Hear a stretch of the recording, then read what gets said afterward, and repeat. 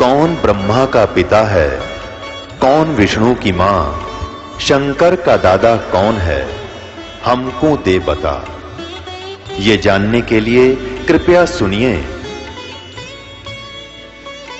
जगत गुरु तत्वदर्शी संत रामपाल जी महाराज के अमृत वचन सर्व पवित्र धर्मों के पवित्र शास्त्रों के आधार पर।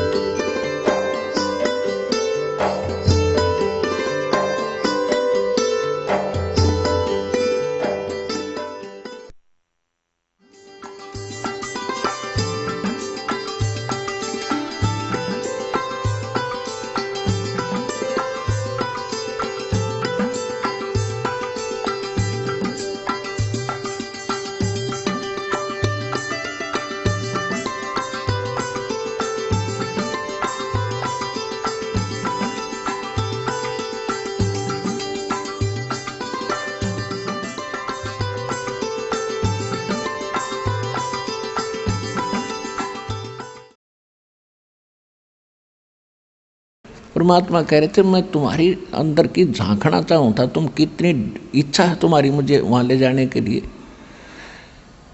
और इतनी तड़फ बिना संत काम करे कोई नहीं, उनका वरदान भी।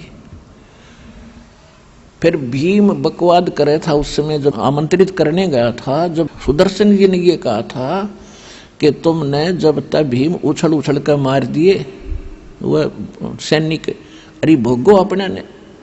तो भीम क्या कह रहा था कि कोई नाच और गा का युद्ध नहीं जीता, एक का मारू था 20 मरे थे, ऐसी शक्ति है मेरे अंदर, नो बकवाद गढ़े था। परमात्मा उस समय जब वो आमंत्रित करने दोबारा गए श्री कृष्ण जी के साथ, तब परमेश्वर ने एक अपनी सुमरनी टांग रखी थी खूटी गए या माला जिसको समन करते हैं, और भीम से कहा कि पहलवान या मेरी सुमरनी दिए उतार कर चल, मैं चालूं तुम्हारे साथ में। भीम फट दे गया और उस खुट्टी पर तो वह माला उतारने लगा।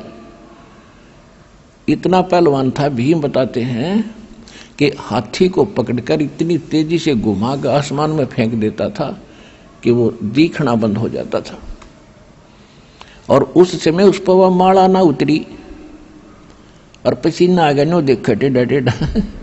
परमात्मा बोले पहलवान छोड़ दे, आप पर उतरे गया, और न्यों करा था दत्ता ने, वो अपने आप उतरे का हाथ में आ गई। तो भीम कहने जचगी वे महात्मा के चाड़ा है उतर, और ऐसा विश्वास हो बिना फिर श्रद्धा नहीं बनती। न्यों बिग्गी बिल्ली की तरह खड़ा होगा वो पहलवान, न्यों खड़ा वहां पर।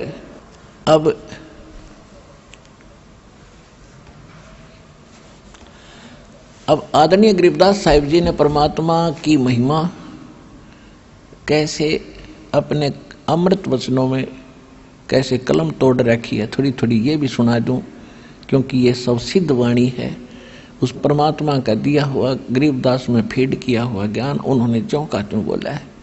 और इस वाणी को अधिकारी के वचनों से सुनोगे तो पूरा असर होगा। ये दास है आज ये अधिकारी से अमर कथा को सुनाने, पढ़ने और पढ़ाने का, और पृथ्वी पर नहीं है।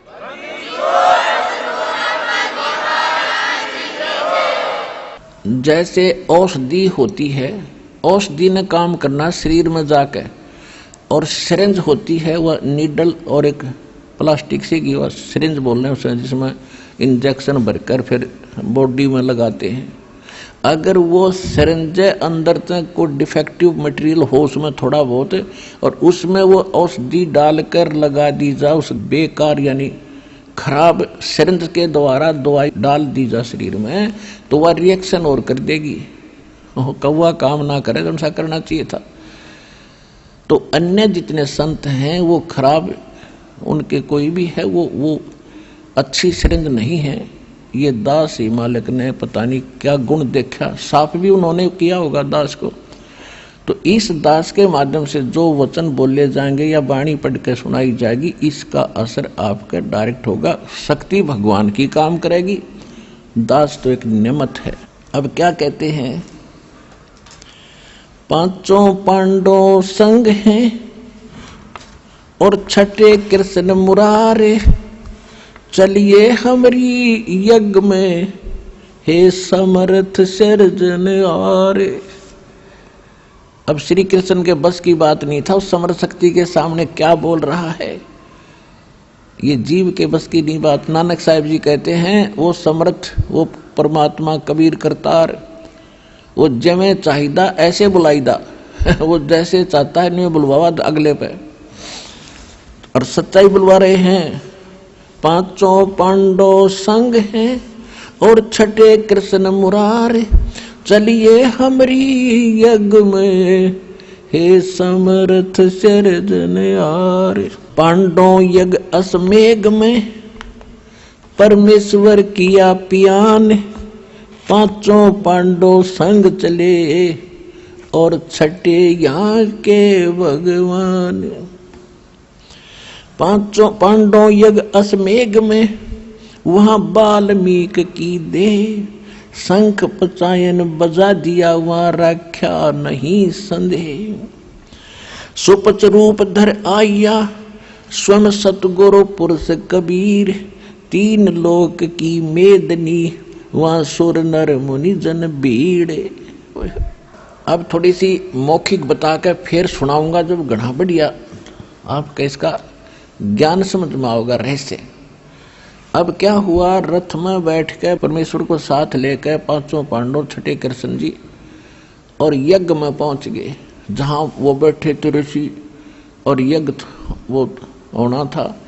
तो जो ही मंडप में परमात्मा ने प्रवेश किया, कबीर जी ने, उनकी कैसी वेशभूषा थी, बाल बढ़े हुए और मैले से कुचले से कपड़े, टूटे से जूते, धोती भी आधी सी बांध रखी, और जैसे ग्रामीण और गरीब निर्धन व्यक्ति बिल्कुल जैसे रहते हैं ऐसी स्थिति में। और जब वो जा रहे हैं आगे आगे, पीछे पीछे कृष्ण जी सारे, तो सारे बैठे थे ना, वो जितने ऋषि मुनि महामंडलेश्वर ब्राह्मण सारे अपना कपड़ा मुंह पर धर के और अंदर अंदर हंसे, ये लाए हैं, इसने बजा होगा शंख, ये बजा होगा शंख इसका। अब श्री कृष्ण जी ने द्रौपदी से कहा कि बहन द्रौपदी, ये महात्मा आए हैं और भोजन बना दे बढ़िया सा, खाना खाओगे जब तुम्हारा यज्ञ संपूर्ण होगा। अब कति गले में अड़ रही थी, इनका तो फांसी और मुश्किल हो रही थी कि इतना खर्चा हो लिया, बात जो की तो द्रौपदी ने किसी नौकर से नहीं भोजन बनाने दिया कि भोजन में कोई चूक रह जाए और संत जी भगत जी खुश ना हो। अपने हाथों रोटी बनाई, कचौड़ी पकौड़ी दही बड़े खीर हलवा गाजर पाक सारा बना के और सजा के वो थाल में न्यारी न्यारी कटोरियों में और सुदर्शन जी के आगे रख दिया कि महाराज जी भोजन पाओ। अब परमात्मा ने एक शिक्षा देनी थी। वो सुदर्शन जी जो थे वो इस बात के एक संयमी थे। वो क्या करते थे, वो केवल 5 ग्रास खाते थे, यानी 5 बार सारे दिन में जितना खाया गया 5 बार में, ऐसे 5 ग्रास में बस। उसके बाद वो अपना संयम रखते थे कि इससे ज्यादा नहीं खाना। उसी हिसाब से वो रोल उसी का कर रहे थे। पता था सबको कि 5 ग्रास करता था। परमात्मा फिर मीन में एक नहीं छोड़ दे। उन्होंने क्या किया, सभी खीर हलवा कचौरी पकौड़ी दही बड़े दाल सब्जी सारी थोड़ी थोड़ी सी लेकर और थाली में डाल ली, कटोरी बाहर धर दी और फिर उनको लगे मिलाने, ये दिखाने के लिए कि आज तैयो मन नारे नारे चटपटे भोजन करके तड़के फिर मांगेगा फिर जीभ खराब होगी। वो इकट्ठे कर लिए। अब द्रौपदी ये सोच रही थी कि महाराज जी आज महात्मा को इसी ऐसा भोजन खिला दूंगी, खावेगा उंगली चाटेगा और पता नहीं कितनी कहाँ कितनी जगह जाकर मेरे गुण गावेगा। द्रौपदी भोजन खाया तो द्रौपदी के हाथ का। और ये विशेषकर सभी बहनों का एक विशेष भाव होता है कि अतिथि घर पर आ जाते घना अच्छा भोजन बना कर कि कहीं ये जाकर कहीं नो ना कह देख ऐसे घर में गया था उस बहन ने रोटी भी ना बनानी आई। इसलिए उसका प्रत्येक संभव प्रयत्न रहता है कि बढ़िया से बढ़िया भोजन नमक मिर्च सही बना कर दूं। और फिर ये इंतजार करती है खाने वाला सरा होगा कि बेसरा होगा। अब उन्होंने तो कोई चांस है ना दिया, उन्हें इकट्ठा कर लिया सारा ही। तो द्रौपदी ने घना दुख माना कि मैंने 2 घंटे तक फुड़वाई दुमे में और स्पेशल अपने हाथ भोजन बनाया, और यू रहा शूद्र का शूद्र, इसने खान का बिना बेरा यू काहे का शंख बजाओगा। ये मन बड़ा दुष्ट है, 1 मिनट में पता नहीं के विकल्प संकल्प करके और भट्ठा बैठा दिया आत्मा का। अब परमात्मा तो अंतर्यामी थे, जान गए कि इसमें करड़ रही है थोड़ी सी, इसने भी ठीक करूं द्रौपदी ने। अब परमात्मा ने एक बार वो ग्रास खाया एक, और उस शंख ने आवाज करी और फिर बंद हो गया। ऐसे 5 बार में जितना थाली में डाला था 5 बार में चाट के खा गए, और 5 ही बार शंख बज के बंद हो गया। अब युधिष्ठिर बड़ा खुश हुआ कि भगवान ओए होए, आप तो जानी जान हो, आपने कहाँ ढूंढा ये महापुरुष, हमारा तो बन गया काम। कृष्ण भगवान बोले काम ना बनायू। बोला जी कैसे? बोला कैसे, क्या कारण? कि यो शंख बहुत देर तक अखंड बजना चाहिए था। अब युधिष्ठिर तो पेट पकड़ कर बैठ गया कि भगवान अब कौन है और किसको बुलाओगे, कि और बुलाना बाकी को ना इस पृथ्वी पे। अपने घर में दोष है युधिष्ठिर, कोई त्रुटि है किसी भगत के किसी सदस्य के, और वो तो पता था, श्री कृष्ण जी तो समझ गए थे कि द्रौपदी कुआं नाक सकोड़े है, कुआं मुंह मोड़े है, गड़बड़ करेगी। या उन्हें द्रौपदी बुलाई। श्री कृष्ण जी ने कहा कि बहन सच्ची बताना, महात्मा जब खाना खाओ था तेरे मन में के विचार आए, जो शंख क्यों ना बजा, अखंड बजाना चाहिए था। तो मैंने सच्ची बता दीजिए, मैं 2 घंटे तक धूम में आँख फुड़वाई और ऐसा बढ़िया भोजन बनाया था कि साधु खाओगा रंगली चाटेगा, और इसने सारा गुड़ गोबर कर दिया, मैं घनी दुखी होगी। श्री कृष्ण जी बोले कि तुम तो सारे ही विवेकहीन इकट्ठे हो रहे हो, तू के युधिष्ठिर घाट से आपने एहसान नहीं करा संत को भोजन खिला के, इसने एहसान करा तेरा टूक तोड़ के बावड़ी, तेरा पाप काटना आया था, तेने भोजन खिला के एहसान कर दिया। आपका फर्ज था पूरा किया, बहुत बढ़िया भोजन बनाया, आप अगले की मर्जी कैसे ही खावे, अरे इसमें दोष निकाल रही है, ये तो काम बिगाड़ दिया सारा तने, जिस कारण से शंख नहीं बचाइयो। और ये भी दिखा दिया कि और तो सब ने जीम लिया, श्री कृष्ण भी भोजन खा चुके थे, टस से मस नहीं हुआ था, और इसने 5 बार खाया 5 बार। ये भी दिखा दिया कि समर्थ है, कोई कच्चा काम नहीं है।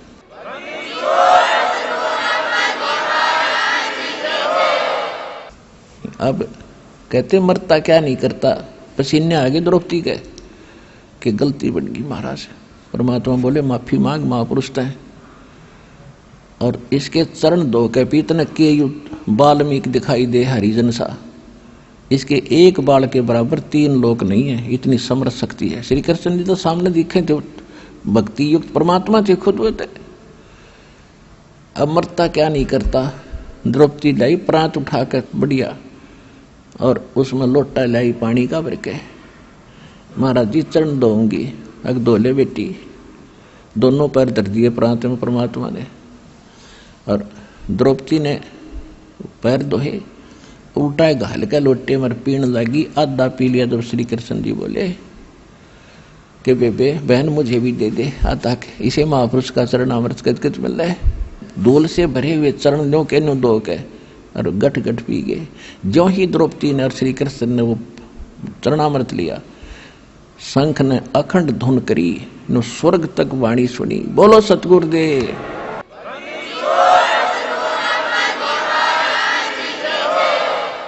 वो 3 ताप प्रेत बाधा भी उस परमेश्वर की कृपा से दूर हुई, उन श्री राम और कृष्ण इन पुजारी ऋषि महर्षि देवताओं के भोजन से तो वो भी दूर ना हुई।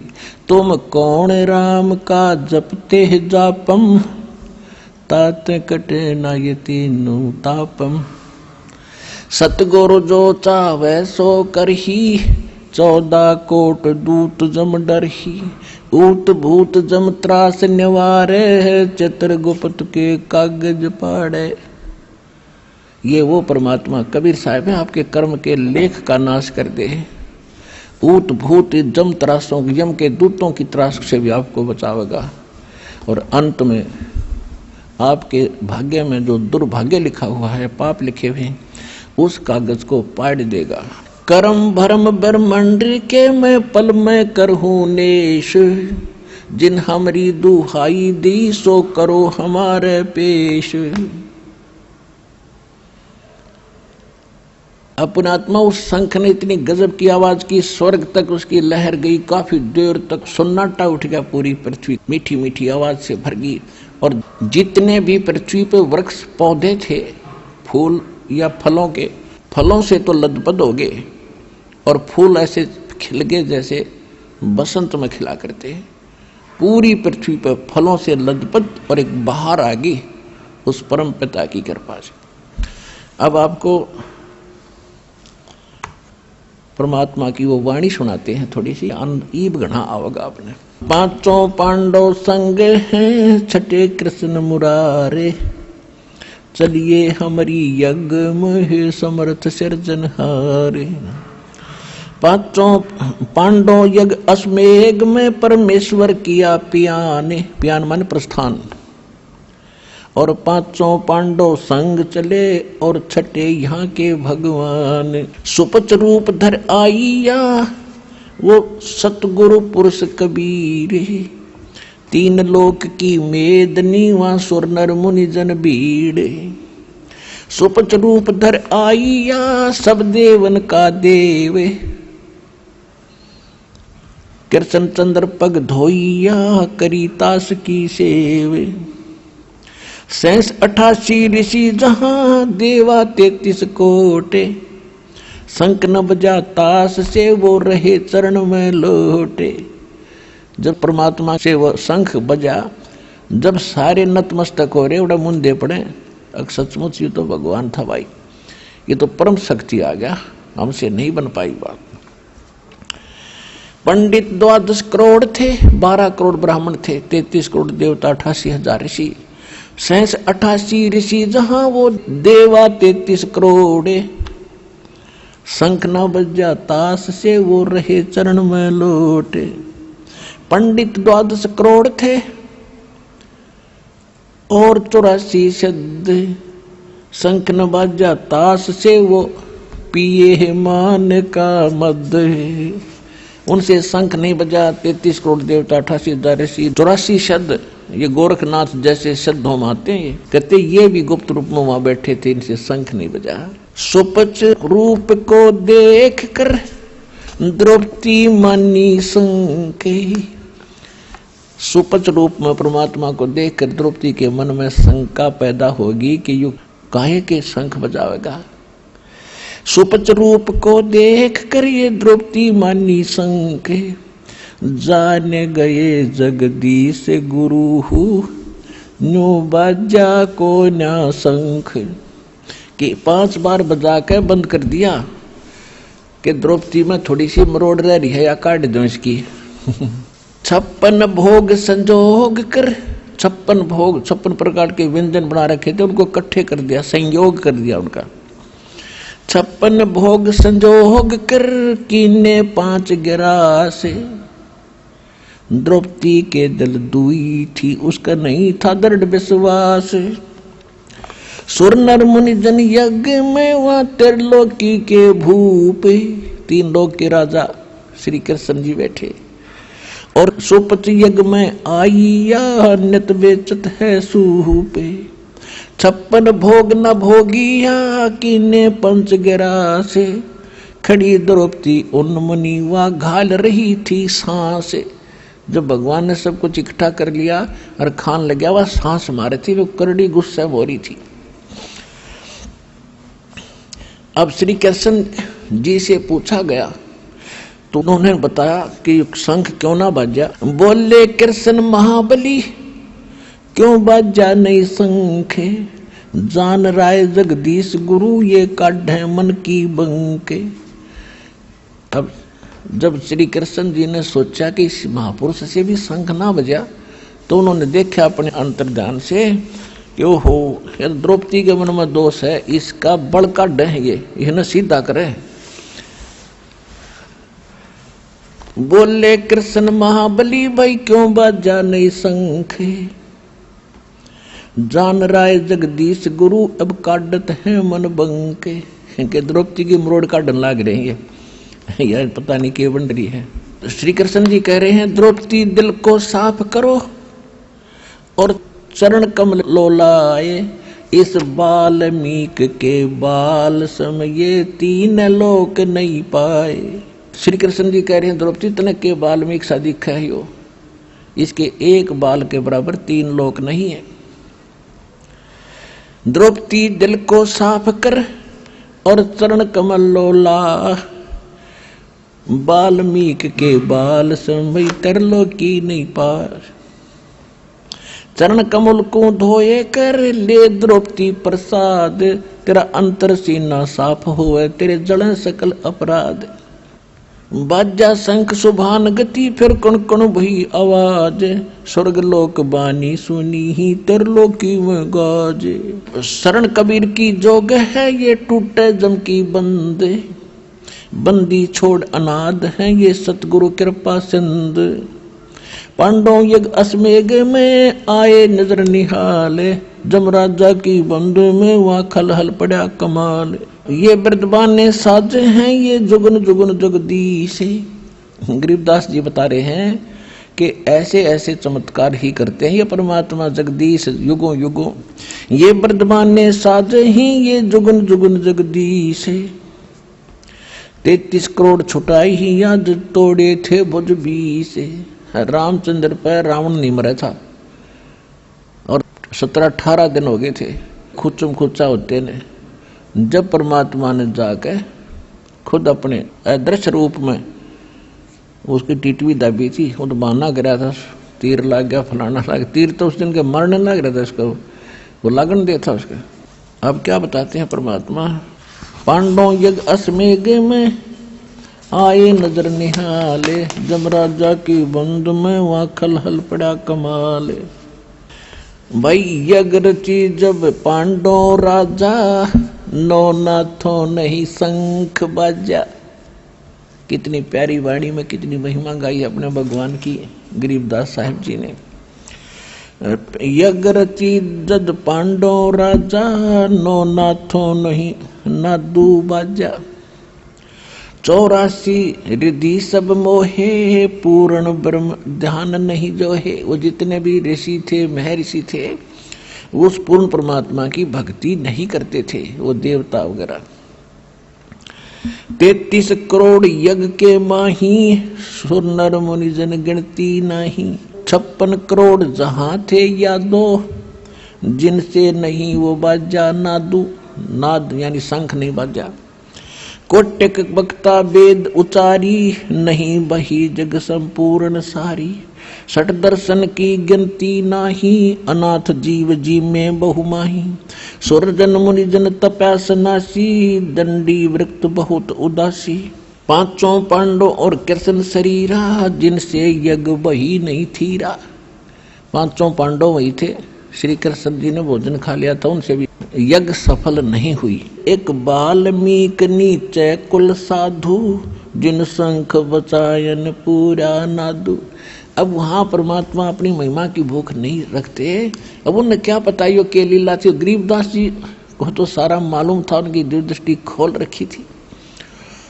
तो उन्होंने बताया कि वो तुम जिसको एक बाल्मीक समझ रहे थे और उसने शंख बजा दिया, उसका कारण क्या था कि वो पूर्ण परमात्मा के उस सत भक्ति कर रहा था। यानी हमें शिक्षा देना चाहते हैं कि ये कहा करते हो श्री कृष्ण का भगत था। अच्छा भगवान तो बाजी नहीं, भगत कला तोड़ देगा, ऐसी अकल दे रखी जिसने। क्या बताते हैं, पंडित 12 कोट विपर से देव से, और खेवट विनाश जहाज कहो कौन खेव से। जहां पुंडरीक पाराशर नारद व्यास रे, गोरख दत्त दिगंबर और दुर्वास रे। वहां पर ये महात्मा बैठे थे जिनका शंख निवाजी, जिनको तुम आंडी महात्मा ऋषि महर्षि समझा करते थे, ये गिनती करवा रहे उनकी। जहां मारकंडे पिपलादिक रूमी ऋषि रे, कपिल मुनि जहां यज्ञ माही नाही बजा शंख रे, नो योगेश्वर निर्भय काग भूषण रे, जहां 52 गादी जनक भक्ति प्रचंड रे, जहां सुखदेव ध्रुव प्रहलाद भक्ति के खम्भ रे, जग रची जब श्री कृष्ण किया आरंभ रे, बाजा सुपच का शंख स्वर्ग में धुन सुनी, गण गंधर्व गलतान सकल ज्ञानी गुणी, वाल्मीकि के शंख को किए सुर मातरे, द्रौपदी सुता के दल में आई भ्रांत रे, कण कण बाजा शंख स्वर्ग में भई शैल रे, और पांडवों ताप विध्वंस किए सब बद फैल रे। पांडवों के सभी वो तीनों ताप और जो न बद फैल बकवास करी थी वो पाप कर्म, वो सभी विध्वंस कर दिया, उनका नाश कर दिया, खत्म कर दिया। ऐसे अचरज कीन दीन कै शर धरी, हरे हाँ महबूब कहता दास गरीब धनी नर कबीर हरी। इतना लीला करके अपने उस दास के सिर पर धर दी कि सुपच ने शंख बजा दिया।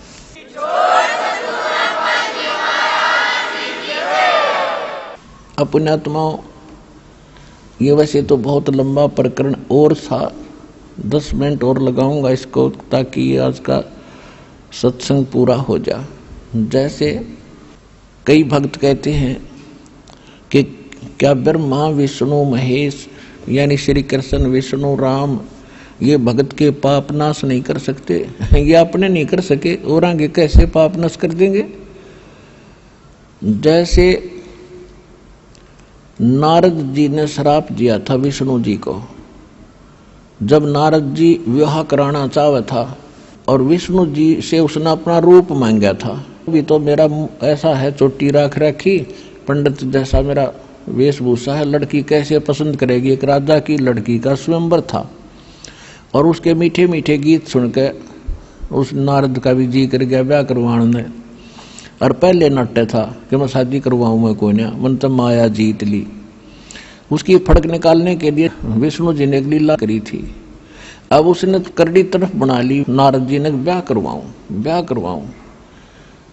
तो उसने सोचा भी इस सूरत इस वेशभूषा में तो मैंने कोई स्वीकार करेगी नहीं लड़की, तो भगवान गणे सुंदर हैं विष्णु जी, उसका रूप मांगूंगा।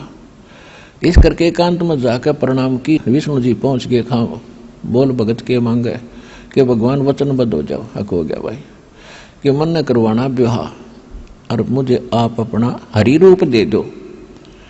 संस्कृत में हरि बंदर ने भी कहे हैं बंदर को, विष्णु जी ने उसका बंदर का मुंह ला दिया, तथास्तु। अब नारद जी ने सोचा तो सबसे हैंडसम हो गया भी, और वहां आकर बैठ गया जहां वो लड़की ने अपना पति चुनना था। राजा लोग बैठे कुर्सियों पर, बीच में बैठ गया डट के। लड़की वरमाला लेकर चली, नारद जी को पास कर गई। वह नारद जी ने सोचा क्या कैसे गड़बड़ रह गया भाई, इसने ध्यान ना पड़ा, मैं दिखा को नहीं। वहां से उठकर लड़की डरा रही थी, दूसरी साइड में फिर जा बैठा खाली कुर्सी पे और न्यू कर दिए मुंह नाड़ बार ने। वह लड़की 5 कदम पीछे से होकर दूर के निकल गई। तो वो कुछ नाराज सा होता दिखा, एक पड़ोस साथ में बैठा था एक राजा, वो बोला, कहने लगा भाई भगत सुन ले, तेरे तो हमने डर लागन हो रहा है, तो अपनी शक्ल देख। वह पानी था तसले में, देख इसमें झांक के। वो देखा, उसने बांदर का मुंह लग रहा है उसके। वो जान गया कि इसने जानबूझ कर बकवाद करी है। उधर से क्या हुआ, श्री विष्णु जी आ बैठे कुर्सी पे, उस लड़की ने उस विष्णु जी का वरमाला गाल दी। तो नारद जी हो गए आग बबूला, अब ये तो इतनी नहीं भक्ति करा करते, तेरा नाश कर दूंगा, दजो तेरा नाश हो। विष्णु जी को श्राप दे दिया। ये नए उलझ पुलझ कर मर गए, इनको भक्ति तो प्राप्त हुई नहीं, बकवाद इकट्ठी कर लेते, फिर एक दूसरे पर छोड़ कर पाप का भागी बन जाते। अपना नाश करा भक्ति का और विष्णु जी को श्राप दे दिया। एक जीवन सारा तू, जैसे मैं अपनी औरत के लिए तड़फ रहा हूं, तो सारा जीवन अपनी पत्नी के योग में बितावेगा, ऐसे ऐसे वो दे दिया श्राप। अब वो श्राप 3 ताप के अंतर्गत आता है। अब उस ताप का नाश श्री विष्णु नहीं कर सके, श्री राम रूप में वो राजा दशरथ का पैदा हुए और सारा जीवन अपनी पत्नी के वियोग में बिता कर आखिर में आपको पता ही है सरयू नदी में वो समाधि ले गए, जिंदे उसमें डूब गए। और उधर से उन्होंने उस समय जब सुग्रीव के भाई थे बाली को मारा था, एक वृक्ष की जो ओट लेकर धोखा देकर, तब बाली ने कहा था कि आप वेदों के ज्ञाता होकर के ऐसी गलती कर गए, आप सामने आते से पहलवान थे तो मेरे सामने लड़ते, ये धर्म नहीं अक्षत्री का, आपने अक्षत्री का धर्म डुबो दिया, आपको ये पाप लगेगा, ये फल देना पड़ेगा। कब देगा ये मेरा फल? श्री राम ने कहा कि द्वापर युग में तेरा बदला दूंगा। कहते हैं बदला कहीं ना जात है ये तीन लोक के माँ, और सतगुर मिले कबीर से तो सब पाप कट जाए।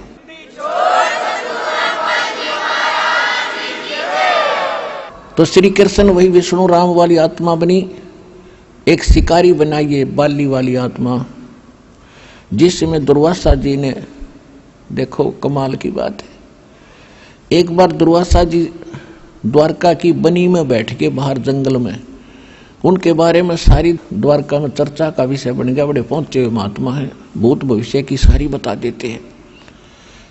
और उधर से यादव थे, जो यादव थे वो श्री कृष्ण जी को एक सर्वशक्तिमान मान के, क्योंकि उन्होंने गणे ये जरा सिंह शिशुपाल जैसे कई का बकल तार दिया था, इस करके वह हीरो पा के थे श्री कृष्ण जी।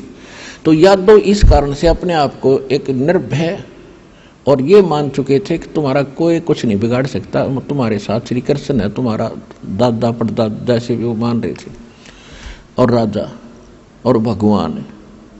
तो उन्होंने इस प्रद्युम्न है, श्री कृष्ण का लड़का था प्रद्युम्न के साथ 5-7 बच्चों ने एक स्कीम बनाई कि दुर्वासा ऋषि की परीक्षा लेंगे, ये कैसी भूत भविष्य जानता है। तो उन्होंने प्रद्युम्न को एक लड़की का सांग बना लिया, गर्भवती का, पेट पे कढ़ाई बांध ली छोटी सी, जो छोंक छांक लान की आकर रसोइयों में, और ऊपर के उसके लोगड़ कपड़े बांध के और लेडीज वाले कपड़े परा दिए।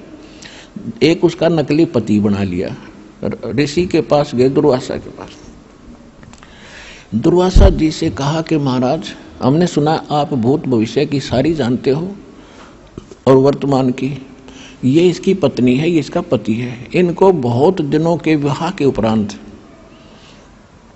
आज आस हुई है, ये उतावले हो रहे हैं ये जानने के लिए कि इनका लड़का होगा क्या लड़की, आप बताइएगा। दुर्वासा ने देखी दूरबीन ला के, देखे तो बकवाद करना रहे हैं, कहने लगे बताओ क्या होगा। कहा जी कि यादव कुल का नाश होगा इस गर्भ से जो तुम बना के आए हो, और ठाया चमटा तुम बकवास करने आ गए, तुमने ये है। वो बालक बच्चे भाग लिए वहां से, बात बिगड़ गई।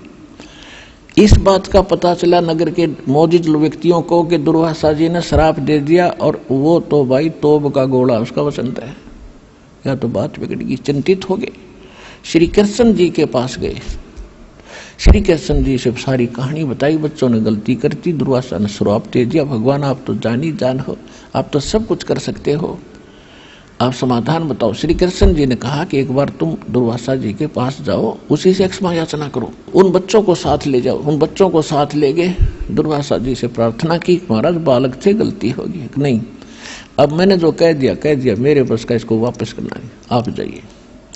अपने बच्चों को समझा कर रखा करो, साधु संतों से बकवाद नहीं अच्छी होती। फिर चिंतित हो गए, गांव में भोजन नहीं बना उस दिन, सारी नगरी में अगर नाश हो गया था।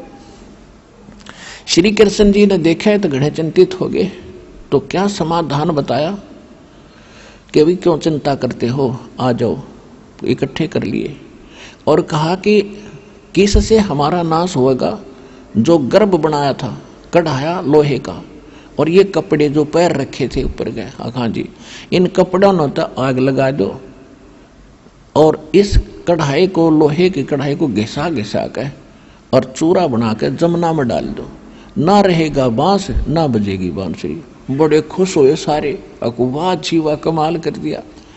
अब वो कढ़ाया घिसा घिसा के पत्थर पर चूरा बनाकर जमुना में डाल दिया, और फिर क्या हुआ, एक कड़ा जो बराबर में कड़ा होता है पकड़ने का, एक तो पूरा घिसा के सूझ दिया उन्हें तोड़ फोड़ के, एक किसी आलसी का हाथ लग गया, उसने घिसा के थोड़ा बहुत ही दूर से फेंक दिया नौका। वो एक मछली ने खा लिया, खाद्य पदार्थ समझ के। उधर से क्या हुआ, वो मछली पकड़ ली उस मछियारे, उस पारधी ने, शिकारी ने, जो बाली वाली आत्मा थी। वहां भी बालिया धीमर बन रहा था, मछली पकड़निया और शिकार भी करते थे। पहले ये मांस मच्छी खाते थे ये लोग। उसने जब मछली काटी, उसमें वो तेज सुंदर धातु दिखी। उसने पहले तो सुनार को दिखाई, सुनार बोला भाई चांदी नहीं है। फिर लोहार के पास ले गया, लोहार बोला इस्पात है गजब का, क्या बनवाना चाहता है। अब वो थोड़ा था, उसने बोला तू मेरे इस तीर का एरो बना दे आगे का, ये बाण का जो है इसका आगे का तीर बना दे लोहे का। उसने विषाक्त करके, क्योंकि शिकारी था, कि विषाक्त करके बना दिया, जहर में बुझा के और बना के उसको दे दिया। उधर से क्या हुआ कि फिर कुछ दिनों के बाद दुर्वासा जी का वो वचन फला। आपस में सारे यादव छोटी सी बात पे लड़े, लठ मारे, कत्लेआम करने लगे। रोज की 2-2 4-4 मौत लड़ाई में होने लगी, या वैसे मर जावे। तो सब फिर चिंतित हुए। चिंतित होते हैं तो समाधान गुरु जी से पूछते हैं। श्री कृष्ण उनके गुरु भी जी थे, गुरु थे धार्मिक। श्री कृष्ण जी के पास फिर सारे मोजिज लोग से इकट्ठे हुए। कहा भगवान, नगरी में पता नहीं कौन सा पाप सेध गया और हाहाकार माच रही है, बड़े छोटे की लाज रही ना, कोई समझावे उसके सिर पावे, पता नहीं कौन सा पाप आगे अड़ गया। श्री कृष्ण जी ने कहा कि दुर्वासा का श्राप अब फल रहा है। अब देख लो पुण्यात्मा, ये विचार करिए, ये किसे, जब श्री कृष्ण की ये स्थिति है तो इसके पुजारी किसा समाधान बताते होंगे और उससे क्या लाभ होता हो। एक बार तो कह दिया किसी ने घिसा घिसू कर डाल दो, ना रहेगा बांस ना बजेगी बांसुरी, हो गए निश्चिंत। और अब कह रहे हैं कि वो श्राप फल रहा तुम्हारे ऊपर दुर्वासा का, अब उसका असर शुरू हो गया तुम्हारे पर। अब फिर हाथ जोड़ के खड़े हो गए, बोले बाले होते हैं, गुसर डालो तो कि भगवान कोई समाधान बताओ कि ऐसा करो, तुम सारे के सारे यादव नर मनुष्य और चाहे आज का नवजात शिशु भी क्यों ना हो, आज का जन्मा हुआ उसको भी नर हो, उसको लेकर उस प्रभास क्षेत्र में चले जाओ जहां तुमने कड़ा घिसा कर चूरा जमुना में डाला था। अब देखो, जो चूरा डाला था कढ़ाई का, वो बन गया घास तेज पत्तों का, ईंख की तरह, और तेज पत्ते से तलवार कैसे हो गए। अब क्या बताया कि वहां जाओ तुम उस प्रभास क्षेत्र में, और वहां सारे स्नान करके आओ जमुना में, तुम्हारा साप नाश हो जाएगा। अब गुरु जी ने बता दिया, सारे खुश हो गए। छोटे बच्चे जो उस दिन पैदा हुए थे उसने भी ले लेकर लड़कों को, और सारे नर यादव चल पड़े वहां, जा इकट्ठे हुए। पहले तो जाते नहावे स्नान करें, और फिर बाहर आते लट्ठम लट्ठा, आंख बड़े थी पहले से ही, वो घास निकाल कर मारे, वो तलवार का काम करे, कत्लेआम मच गया। 56 करोड़ यादव कट कर मर गए। अब बच गए श्री कृष्ण। श्री कृष्ण द्वारका छोड़कर जंगल में जा लौटे, एक वृक्ष के नीचे घुटने पर पैर रख के ऐसे लेटे हुए थे, तलवार सामने था। श्री कृष्ण के पैर में एक पद्म था जो बहुत ज्यादा चमकता था, जैसे 100 वाट का बल्ब कहीं दिन में जग रहा हो वृक्ष के नीचे तो उसकी अलग से चमक दिखाई देती है, ऐसी चमक थी उसके पैर में, वो कुदरती था उनके पैर में। श्री कृष्ण जी एक वृक्ष के नीचे लेटा हुआ था, वृक्ष की जुर्मट नीचे टिकी हुई थी जमीन पर, और वो शिकारी जिसने वो कढ़ाई का एक कड़ा वो तीर बनवाया था उस दिन उस सन ले रहा, ये तो विधि विधान होता है। अब उसने सारा दिन कोई शिकार मिला नहीं, उसने सोचा इस वृक्ष के नीचे रेस्ट करता हूं, फिर देखूंगा आगे चल के। वृक्ष के निकट आया तो उसने देखा कोई वस्तु चमक रही है, उस वृक्ष की उस शाखाओं के अंदर से, जुर्मट के अंदर से दिखा। तो उसने क्या आइडिया लाया कि ये मृग की आंख है हिरण की, और मैं इधर उधर से जाऊंगा, यू भाग जाएगा, तेरे हाथ में लकड़ेगा, निशाना साध गया, उससे उसमें ठोक दिया तीर और जहर से बुझा हुआ। श्री कृष्ण जी के तालवे में लग गया। श्री कृष्ण जी चिल्लाए, मर गया रे, मर गया रे। अब उसने सोचा शिकारी ने कोई मानस मर गया तो जुल्म हो गया तेरे से। वो भाग कर आया जल्दी से, क्या देखा कि मुकुट समेत ये तो राजा मर गए। अब तेरा क्या होगा? रो और बुरा हाल कर दिया। हे महाराज, मेरे से गलती बन गई है महाराज, मैं जानकर नहीं मारा, मैंने तो ऐसे ऐसे आपके पैर में चमक देखी, ये सोचा ये मर्ग है, मर्ग जानकर मारा दाता, आप तो समर्थ हैं, कुछ भी सजा दो। तब श्री कृष्ण जी बोले, अब काल के हाथ में बुद्धि वह कर दी ऑन इसकी कि भाई तने अनजाने में नहीं मारा, ये तेरा और मेरा कोई बदला था पिछले जन्म का, आज मैं चुका दिया तेरा। तो उसने कहा, शिकारी ने, वो बालिया नाम था उस समय भी उसका, उस बालिया झीमर ने कहा कि भगवान आपका और मेरा के बदला हो सके कि त्रेता युग में आप सुग्रीव के भाई बाली थे और मैं रामचंद्र था भाई, उसमें मैंने भी ऐसे धोखे से तुझे मारा था, आज तूने वो बदला ले लिया। और एक काम करे, वहाँ कोई नहीं रह रहा, उसमें नगरी में कोई नहीं बचा है, किसी के माध्यम से मेरा संदेशा भिजवा दे पांडवों तक, वो आ जाए बस संभालने, इन लड़कियों औरतों को ले जाए यहाँ से। अब उसने जैसे तैसे संदेशा भिजवाया या स्वयं गया तो सारे पांचों पांडव आगे। जब श्री कृष्ण जी अंतिम सांस गिने थे, उन सभी पांडवों से शिक्षा देने लगे कि हमारा तो अंत आ लिया, अब मैं जा रहा हूँ और कोई नर या दो बचा नहीं है, जितने भी औरतें लेडीज हैं इन सब को तुम वहाँ ले जाओ, यहाँ के भील भ्याल लोग इन्हें तंग करेंगे, इनकी बेइज्जती करेंगे, तुम इनको वहाँ ले जाओ, इनको सुरक्षित रखना। तो उन्होंने कहा महाराज ठीक है। फिर क्या कहा कि एक और मान लेना मेरी बात, तुम राज त्याग के और तपस्या करो हिमालय में जाके, तुम्हारे ऊपर युद्ध में किए हुए जो पाप हैं वो बहुत ज्यादा हैं, वहां तप करके अपने शरीर को गाड़ दो ताकि तुम्हारे कुछ पाप कम हो जाए। अब उस समय अर्जुन पर रहा नहीं गया। अर्जुन बोला, भगवान वैसे तो आज आप ऐसी स्थिति में हैं कि मुझे कोई प्रश्न करना नहीं चाहिए, बहुत बड़ा कहर टूट रहा है आपके ऊपर, लेकिन यदि मैं इस शंका का समाधान नहीं चाहूंगा तो मैं मर भी नहीं सकूंगा, ढंग से जी भी नहीं सकूंगा। तो श्री कृष्ण ने पूछा, बोल भाई पूछ ले। क्या पूछेगा? मैं सारी सच्ची बताऊंगा, अब तो मैं सांस अंतिम गिन रहा हूं।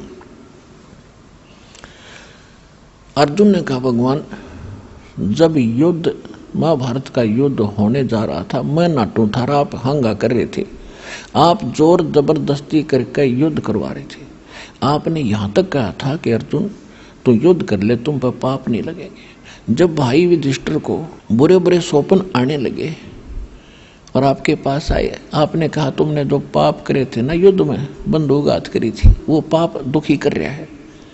उसमें मैं इसलिए नहीं बोला कि यदि मैं उसमें वाद विवाद करता तो मेरा भाई समाधान नहीं करवाता तो मैं सदा के लिए दुखी हो जाता, लेकिन आज मैं अपने आप को रोक नहीं सकता। आप हमारे जन्म कौन से जन्म के दुश्मन थे जो तो आप इतने पाप करवा दिए, समाधान भी साथ करते रहे, और आज फिर कह रहे वहां जाकर गड़के मर जाओ तपस्या कर करके। तो युधिष्ठिर बोला, अर्जुन आपने ये बात आज नहीं करनी चाहिए। कहने लगा, भाई साहब आज मैं रुक नहीं सकता, चाहे मन बुरा कहो चाहे भला कहो। कृष्ण जी बोले, युधिष्ठिर बोल लेना, इसने निकाल लेने दे अपने मन का दुख। तब उन्होंने बताया, भाई मुझे ना तो स्वयं पता उस गीता में मैंने के कहा था, लेकिन जितना मैं अध्यात्म मार्ग जानू था मैंने तेरे को बता दिया कि वो जो पहले वाला पाप था वो यज्ञ से कटा है, और वो भी सोपत सुदर्शन से हमसे वो भी नहीं कटा। और भाई ये पाप तुम्हारे पर ज्यों के दो धरे हैं और भी। अब जाके आप वहाँ हिमालय में अपना ये अंतिम समय तक वहाँ तपस्या करके गल मरो, ये मेरा वचन है, मानो चाहे मत मानो, जो होना था वो हो गया। अब उधर से क्या हुआ, श्री कृष्ण जी शरीर छोड़ गया, अंतिम संस्कार करके सारे उनका फूक फाक के सारे ने और लेकर उन औरतों को चल पड़ा।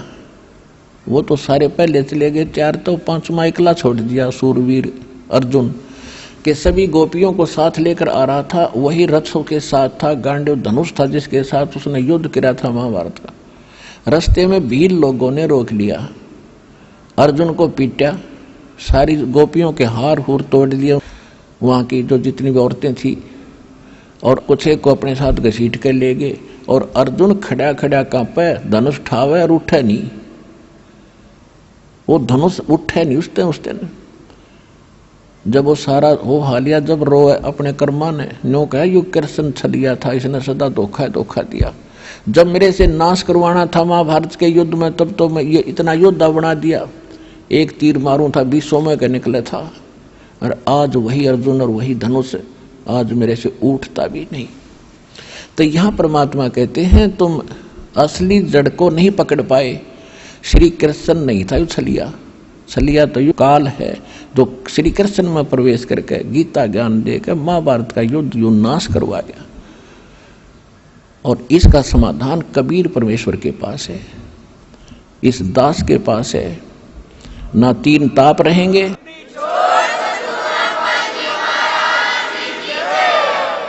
सूक्ष्म वेद में कहा, इस ऋषियों को लताड़ा है परमात्मा ने। दुर्वासा को पे तहा समझन आई नीच, 56 करोड़ यादव कटे हुआ मची रुद्र की कीच। कहते हैं उन बच्चा ने थोड़ा सा मजाक कर दिया, और उस दुष्ट दुर्वासा ने इतना बुरा शराप दिया करते हैं, तो राक्षस है, कसाई है, ये कोई संत है। कहते दुर्वासा कोपे तहा, कोपे माने क्रोधित हुए, और समझन आई नीच, उस नीच आत्मा ने यह भी नहीं सोचा तू क्या श्राप देने चाह रहा है, क्या जुल्म होगा। और 33 करोड़ यादव कटे या मची रुद्र की कीच। कहते हैं वहां इस रक्त की खून की गारा माच की 56 करोड़ आदमी मर जाए, वहां तक गोड्डे गोड्डे खून की गारा बन गई। और इनको हम ऋषि और महर्षि को बड़ा पहुंचे हुए थे, खाक पहुंचे हुए थे। और उसी प्रकार चुनक ऋषि ने 72 करोड़ सेना का नाश कर दिया, मानधाता चक्रवर्ती राजा की। उसके विषय में परमात्मा कहते हैं 72 अक्षौणी खा गया वो चुनक ऋषि सुअर एक, ये दे धारे जोरा फिरे भाई सभी काल के वेख। कहते 56 करोड़ का नाश कर दिया चुनक ऋषि सुअर, ऋषियों में श्रेष्ठ ऋषि वर, और उससे ऋषि सुवर, उसके ये लक्षण है। 56 करोड़ का नाश कर दिया, ये दे धारे जोरा फिरे या चलती फिरती मौत है, ये ऋषि नहीं थे, ये सभी काल के भेख जो यहाँ तक के साधक है उनकी ये स्थिति है। न इनसे कोई 3 ताप कट सकते, 3 ताप पैदा कर सकते, ये नाश नहीं कर सकते। अच्छा, श्री कृष्ण जी विष्णु जी थे, श्री कृष्ण इज विष्णु, और वो अपना पाप नाश नहीं कर सके, पुजारियों का क्या करेंगे, जिसके सामने पूरा बच्चे पोते पड़पोते रिश्तेदार मर जा, और अगर वो समर्थ होता तो क्या उनकी रक्षा नहीं करता? वो समर्थ नहीं था। ये कर्म के बंधन से सभी बंधे हुए हैं। तुम कौन राम का जपते जापम, तात कट नयति नो तापम, समर्थ का शरणाग हो रंग होरी हो, भाई कदे न हो एकाज राम रंग होरी हो। कबीर परमेश्वर की समर्थ की शरण में आओ, सदा सुखी रहोगे और थारे सारे पाप कटेंगे, मोक्ष मिलेगा। बोलो सतगुरुदेव।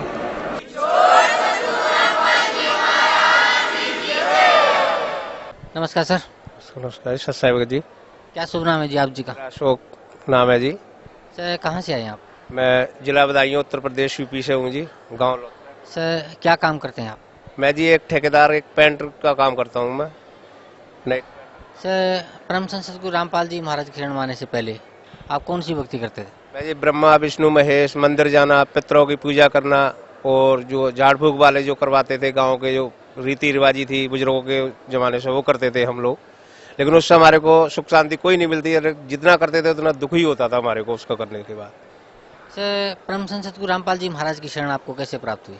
एक नेत्रपाल भगत जी हैं, हमारे भाई लगते हैं रिश्ते से, वो हमारे को बोलते थे भाई तुम ये मंदिर जाना, ये करना, तुम सारे देवी देवताओं पर विश्वास करना, झाड़ फूक वालों पर विश्वास करते हो, तुम्हारे घर में अशांति रहती है हर समय, हमारे आश्रम चलो, तुम वहाँ से नाम ले लो गुरु जी से और तुम्हारे को सुख शांति मिलेगी, इससे कोई अम्बाला आपको वो नहीं होएगा। तो हम सोचते थे नहीं जी, कि हम नहीं जाएंगे, आप होली दिवाली कुछ नहीं मानते हो, किसी को नहीं मानते हो आप, हम नहीं जाएंगे वहाँ। हमारी भक्तमती जो थी उनकी प्रबल इच्छा ज्यादा थी कि नहीं भाई एक बार जाना चाहिए हमारे को, आश्रम देखना चाहिए, जड़ तक तह तक जाना चाहिए हमारे को, क्या है क्या नहीं है। मैं और मेरा बेटा दोनों ही एक दिन आए और यहाँ पर देखा। उसी दिन मेरे बेटा ने कही कि नहीं पापा यहाँ से नाम उपदेश लेते हैं हम, बाकी जगह कहीं नहीं जाएंगे हम। तो उस दिन मैंने नाम उपदेश यहाँ से ले लिया। सर, परम संत सतगुरु रामपाल जी महाराज से नाम उपदेश लेने के बाद आपको क्या लाभ मिला? सबसे प्रथम तो मेरे को ये लाभ है कि मैं 2 बंडल बीड़ी का पीता था दिन भर में। मेरे घर वाले सारे मेरे से परेशान रहते थे, क्योंकि मैं एक पेंट का ठेकेदारी का काम कराता हूँ। मैं लेबर के साथ रहना, जैसी संगत होती थी वैसे वही उनको शाम को कि कभी दारू मंगा लो भी ठेकेदार, तो बोतल को पैसे दे देने, उनको खुद भी पीना उनको भी पिलाना, फिर घर में आके झगड़ा करना। तो सबसे बड़ा लाभ तो ये था कि मेरी बीड़ी उसी दिन से छूट गई। ना मेरे को कोई इच्छा हुई, ना मेरे को कोई आज तक लाभ मतलब इसका सबसे बड़ा मिला मेरे को। ये मेरा एक अनुभव था। फिर उसके बाद अभी पीछे मेरे को इस पिछले सत्संग में आया था मैं 4 को और 5 को। यहाँ से मैं 4 तारीख को 5 को गया था, यहाँ से वापसी 8 तारीख को मेरे साथ एक हादसा हुआ था। जो 4 मंजिल की घोड़ी थी लोहे की मेरी, उससे उतार रहे थे लड़के, एक बिजली की लाइन पर रख गई थी।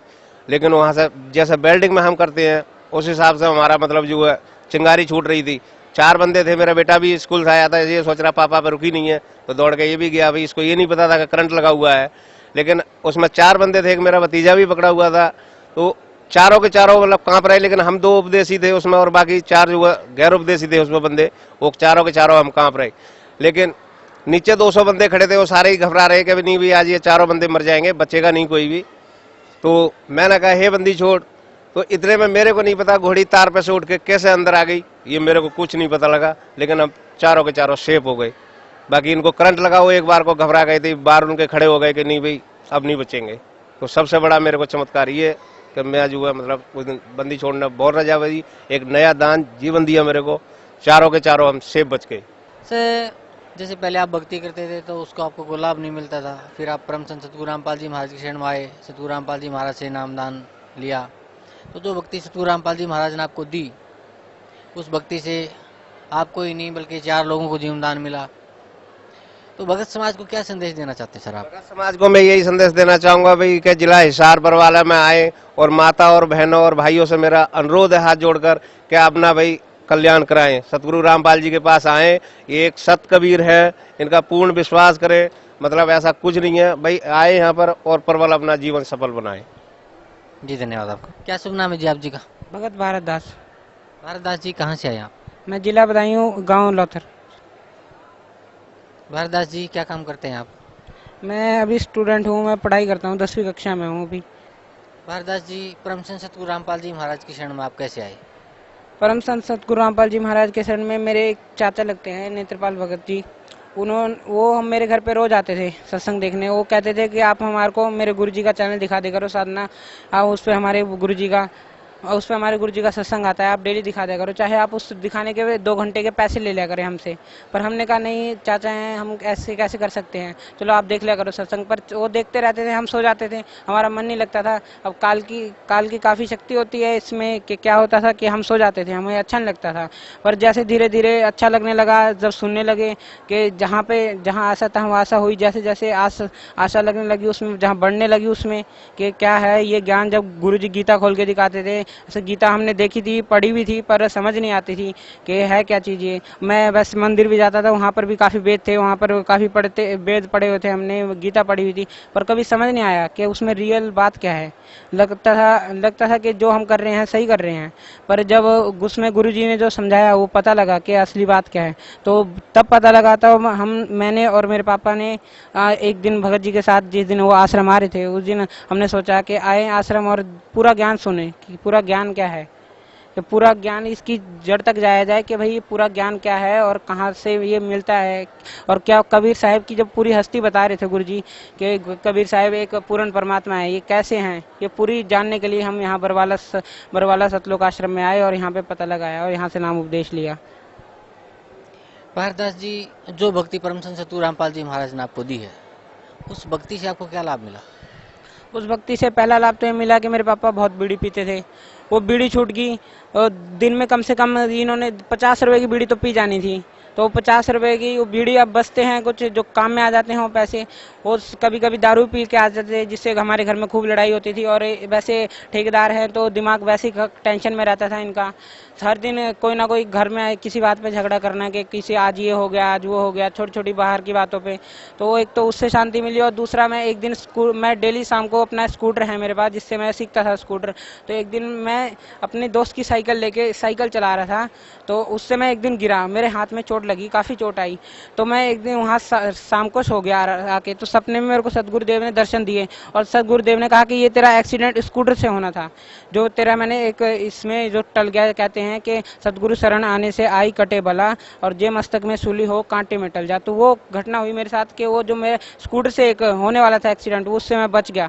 एक खाली मामूली खरोच लगी मेरे को जब मैं गिरा साइकिल से, तो उस खाली मामूली खरोच लगी, जो शाम को होने वाला था वो मेरा दोपहर में होकर टल गया वो घटना। उससे मेरा एक दृढ़ विश्वास हो गया कि नहीं, ये तो पूर्ण परमात्मा है। जब सपने में दर्शन दिए, और मेरी मम्मी भी बहुत कष्ट में रहती थी, उनके गले में एक दो साल पहले एक फोड़ा निकला था, उसमें 2 लाख रुपए हमने लगा दिए, सब जगह गए, सब मंदिर में बहुत सारे जितने भी मंदिर बताए, जितने भी लोगों ने तीर्थ बताए, जितने भी गुरु बताए कि इनके पास जाइए आपको लाभ मिलेगा, हम सबके पास गए पर किसी से लाभ नहीं मिला। आखिर में उसके 2 लाख रुपए लगे, और मरते मरते बची मेरी मम्मी, और इस वही फोड़ा उसी जगह द्वारा निकलने लगा था।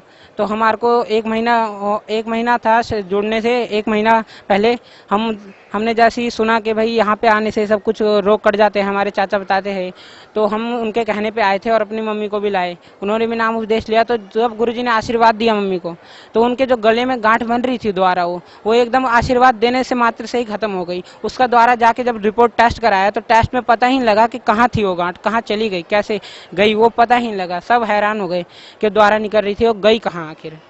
तो ये कि मेरे जीवन में बहुत बड़ा लाभ था। और मेरा पहले पढ़ाई में मन नहीं लगता था, बकवादों में मन लगता था, तो उसमें मेरा मन काफ़ी अच्छा लगा जब मैं गुरुजी की भक्ति करने लगा। तो उसमें सारा मन एकदम ध्यान मतलब अच्छा लगने लगा, जब गुरुजी के एकदम तीनों समय की रामायणी आरती करते हैं, उसमें ध्यान एकदम केंद्रित हो जाता है कि जिस काम में मैं करना चाहूँ वो दिल से होता है, और पूरा नाम परमात्मा का लेके जब कोई काम हो तो मेरा वो सफल होता है।